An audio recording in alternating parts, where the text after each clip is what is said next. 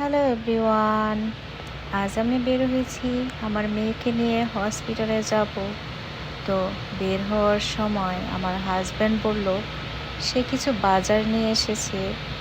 তো আমরা গ্যারেজে গেলাম, গিয়ে ওখান থেকে বাজারটা পিক আপ করে বাসায় চলে আসলাম। তো দেখেন এই গ্যারেজটা হচ্ছে আমাদের বাসার বিল্ডিংয়ের নিচে। তো এক একটা গাড়ির জায়গার প্রাইস হচ্ছে $300।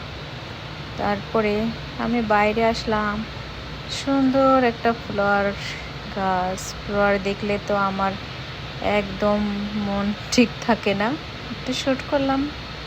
তারপর মেয়েকে নিয়ে হসপিটালে যাচ্ছি। ছোটো মেয়েটার ডক্টর অ্যাপয়েন্টমেন্ট আছে। আমি তো ভুলেই গেছিলাম যে ওর ডক্টর অ্যাপয়েন্টমেন্ট আছে।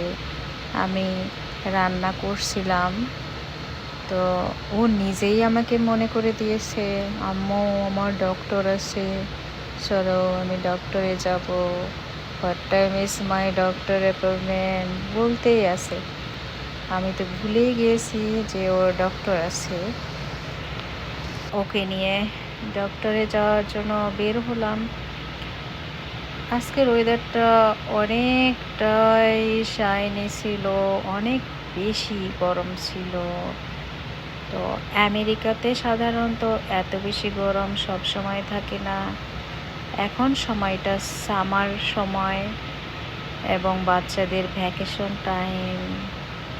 এই টাইমটা অনলি 2 মাসের মতো থাকবে, যেখানে আমরা অনেক বেশি ফান করি, বাইরে ঘুরি, পার্কে যাই।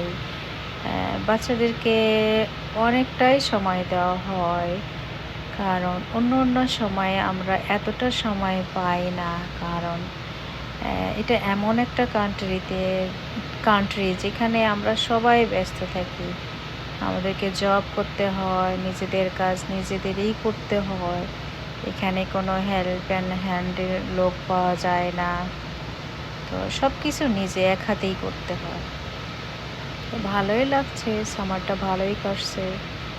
বেবিকে নিয়ে ডক্টরের কাছে গেলাম, তো হসপিটালে এসে গেছি আমরা এখন।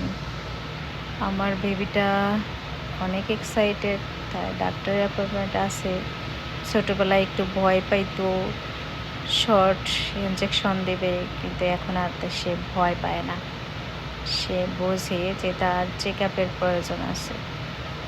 তো আমরা এসে গেছি। বাই বাই, আল্লাহ হাফেজ।